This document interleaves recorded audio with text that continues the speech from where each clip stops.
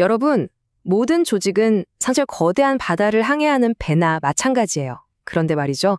그 배가 과연 어디로 가야 하는지, 진짜 목적지인 길잡이 별은 제대로 알고 있을까요?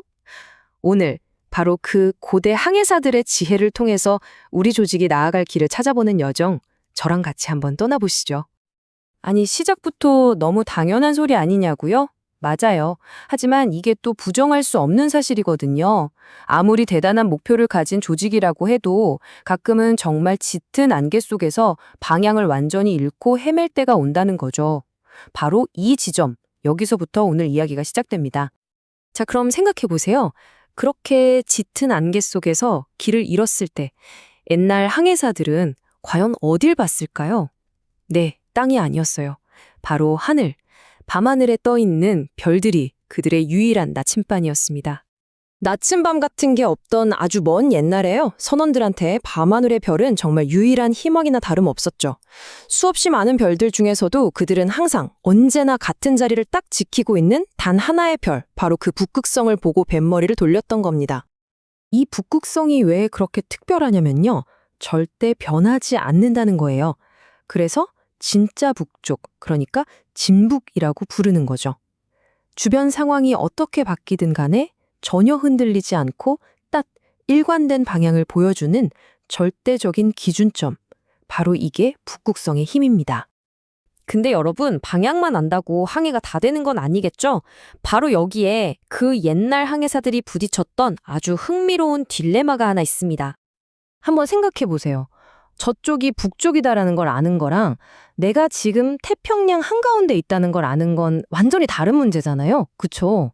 방향도 알아야 하지만 지금 내가 어디에 있는지, 나의 위치를 정확히 알아야만 진짜 항해를 할 수 있는 겁니다. 이게 바로 그 딜레마의 핵심이에요. 방향을 알려주는 북극성은 밤에만 보이고요. 내 위치를 가늠하게 해주는 수평선은 또 낮에만 보이거든요.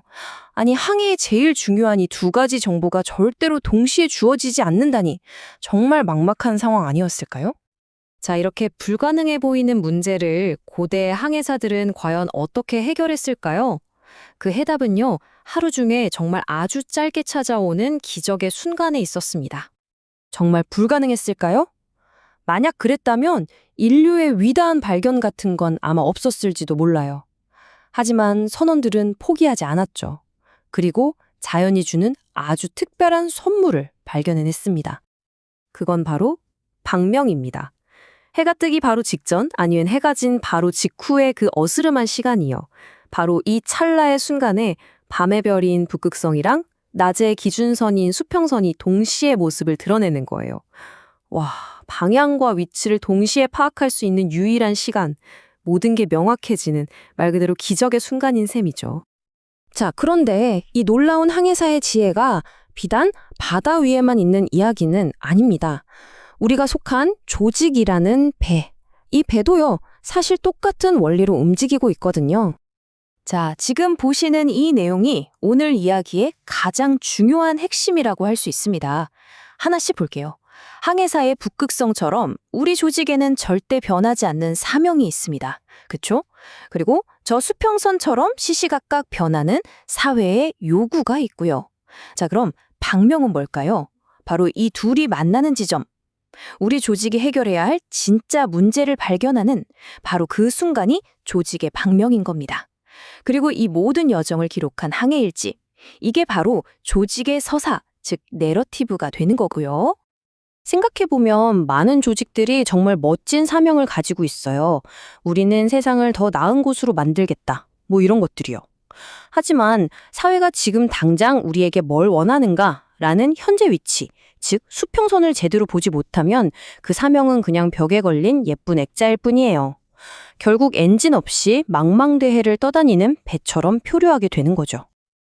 자, 그렇다면 우리 조직의 방명, 이 기적 같은 순간은 도대체 어떻게 찾을 수 있을까요? 그냥 가만히 기다리면 찾아오는 걸까요? 항해사에게 방명은 아침 저녁으로 찾아오는 정해진 시간이잖아요. 하지만 조직의 방명은 좀 다릅니다. 이건 기다리는 시간이 아니라 우리가 아주 적극적으로 발견해내야 하는 순간이라는 거죠. 가만히 사무실에 앉아 있어서는 절대 찾아오지 않아요. 그럼 어떻게 발견하냐고요? 자, 방법은 이렇습니다. 첫째, 우리가 해결할 수 있는 문제가 대체 뭘까? 이걸 끊임없이 상상해야 합니다. 둘째, 그 문제가 있을 거라고 생각드는 현장으로 직접 찾아가야죠. 책상 앞에서만 생각하면 안 돼요. 그리고 마지막으로 가장 중요한 건데요. 그 문제를 겪고 있는 사람들을 직접 만나고 그들의 마음에 깊이 공감해야 합니다. 바로 이 과정 속에서 우리의 사명과 사회의 요구가 만나는 방명의 순간이 찾아오는 겁니다. 자, 이제 거의 다 왔습니다. 마지막 단계예요. 이렇게 발견한 소중한 순간들을 어떻게 우리 조직의 진짜 힘으로 만들 수 있을까요? 한 번의 위대한 항해가 딱 한 번의 방명으로 끝나지는 않겠죠. 이건 계속되는 과정입니다.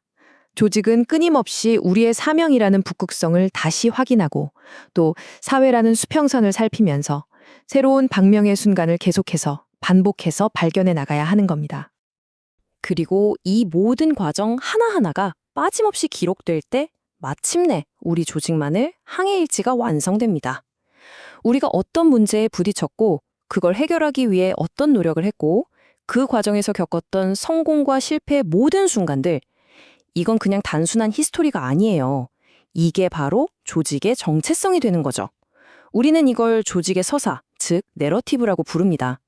바로 이 서사야말로 조직원들을 한마음으로 움직이게 하고 바깥 사람들을 감동시켜서 와, 저 배에 한번 타보고 싶다고 느끼게 만드는 조직의 진짜 힘이 되는 겁니다. 자, 이제 이 여정을 마무리하면서 마지막 질문을 여러분께 던져보려고 합니다. 지금 여러분이 타고 있는 조직이라는 배는 어디를 향해 가고 있나요? 그리고 그 배의 항해 일지에는 과연 어떤 위대한 발견과 도전의 서사가 차곡차곡 기록되고 있습니까?